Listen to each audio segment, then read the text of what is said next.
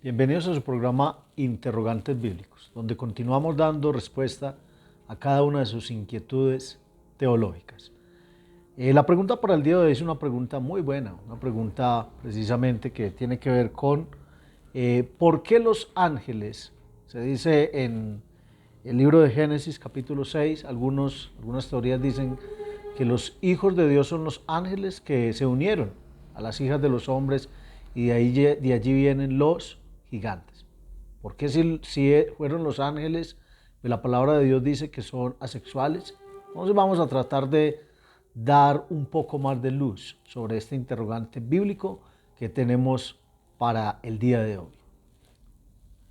La frase a la que se refiere el hermano que hace esta pregunta precisamente, tenemos que identificarla y tenemos que ubicarnos en el pasaje bíblico de Génesis capítulo 6 del 2 al 4. ¿Qué dice?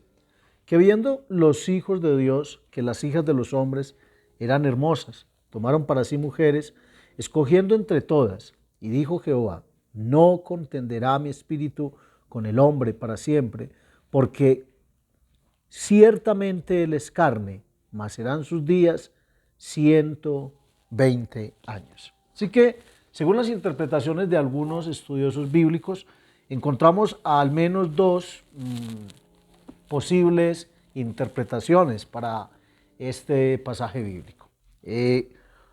La frase más común cuando se utiliza la frase hijos de Dios, precisamente se refiere a los ángeles, en su mayoría ángeles caídos como tal, y que también precisamente pueden expresar o podrían esperar o tomar mujeres para sí, y entonces vino el nacimiento de los nefilim, a lo que ellos llaman los gigantes. Pero vamos a analizar primero realmente bíblicamente quiénes eran los hijos de Dios. Existe debate precisamente acerca de esto y yo personalmente me ubicaría en la posición de que los hijos de Dios son hombres piadosos. Se refería precisamente a la descendencia de la línea piadosa de Set. Recuerde, Set era el tercer hijo de Adán y Eva. Cuando Caín mata a Abel, luego nace Set, y dice la palabra que entonces esta descendencia de Set se empezó a mezclar en un yugo desigual con otras líneas genéticas de hombres, en este caso la línea genealógica de Caín.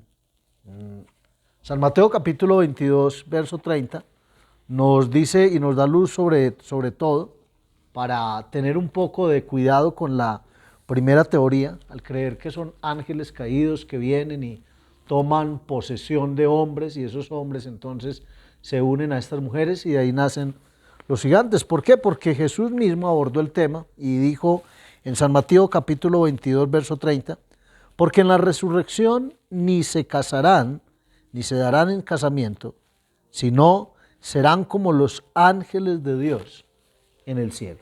Lo que nos da a entender aquí Jesús es que los ángeles no se casan.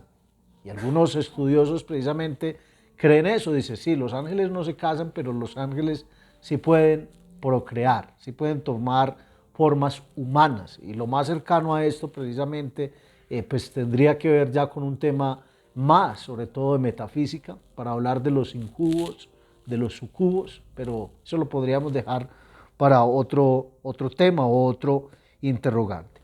Otro de los materiales que usan estas personas que creen en esa primera teoría de que son ángeles caídos que vinieron y se unieron con mujeres, viene del libro de Enoc, un libro que no hace parte del canon bíblico y que efectivamente en el libro de Enoc, capítulo 6, verso 1 al 6, estoy citando un libro apócrifo como tal, dice que fueron realmente 200 ángeles caídos que vinieron y que tomaron mujeres para sí.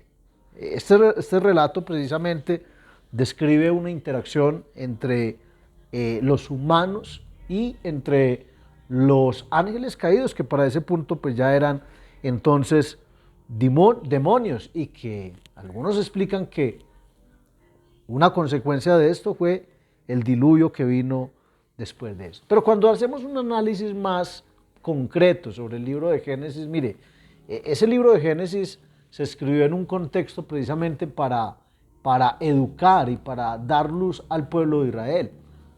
El pueblo de Israel iba a ser una nación que se iba a formar y estaba rodeado de muchas naciones paganas que precisamente tenían sus mitos, sus leyendas, muy similares a lo que el libro de Génesis va a enseñar, pero el libro de Génesis lo que viene es a marcar como un derrotero a seguir de cómo enfrentar todos esos mitos y todas esas leyendas que habían alrededor de ellos. Y por eso este libro describe precisamente todo un tema antropológico, es decir, se va a hablar totalmente del ser humano, de la creación del ser humano, de las genealogías como tal. Por ejemplo, si miramos entonces desde el capítulo 1 hasta el capítulo 9, se cuenta precisamente de esa descendencia de la humanidad hasta cuando llegó el diluvio, pero luego se empieza otra vez el desarrollo de las generaciones humanas por medio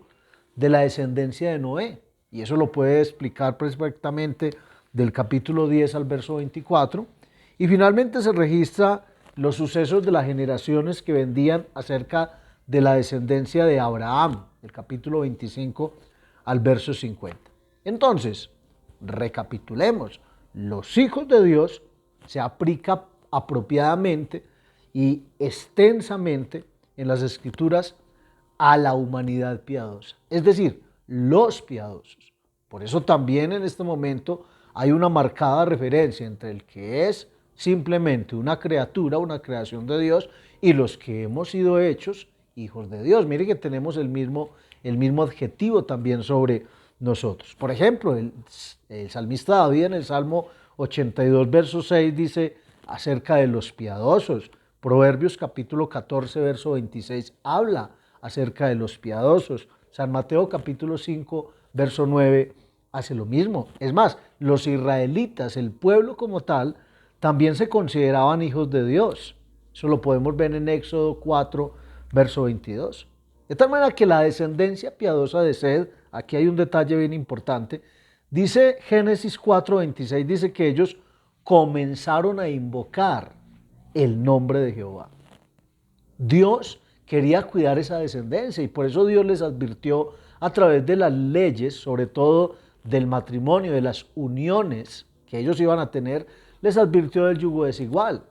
Pero lo que pasó fue que estos hombres vieron mujeres hermosas que no hacían parte de esa descendencia piadosa que invocaba a Dios, sino todo lo contrario, de una descendencia caída de Caín, y empezaron a tener el yugo desigual que conocemos hasta el día de hoy. Por eso, ¿quiénes son las hijas de los hombres entonces en este episodio bíblico?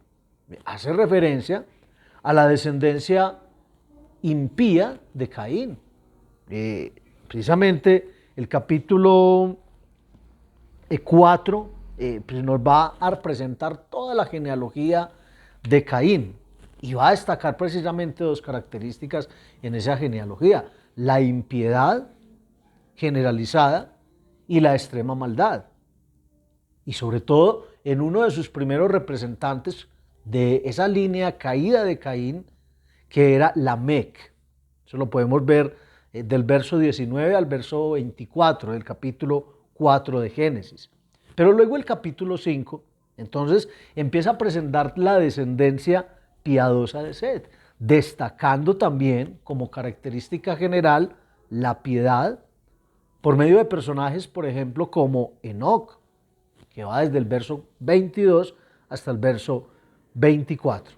Y también habla de Noé, como ese pregonero de justicia, del verso 29 al verso 32. De tal manera que las Escrituras también revelan enfáticamente que una consecuencia directa y la consecuencia principal por la cual llegó la perversión y la maldad a niveles tan grandes fue porque se pretendía seguir un estándar moral y un estándar religioso, pero esta línea piadosa pues ignoró esa advertencia de parte de Dios y se empezaron a mezclar con estas llamadas hijas de los hombres. Y ya precisamente entonces Dios había dispuesto de algunos castigos divinos acerca de esto. Por ejemplo, Números capítulo 25 habla de este tipo de prácticas. Primer libro de Reyes capítulo 11 del 3 al 11.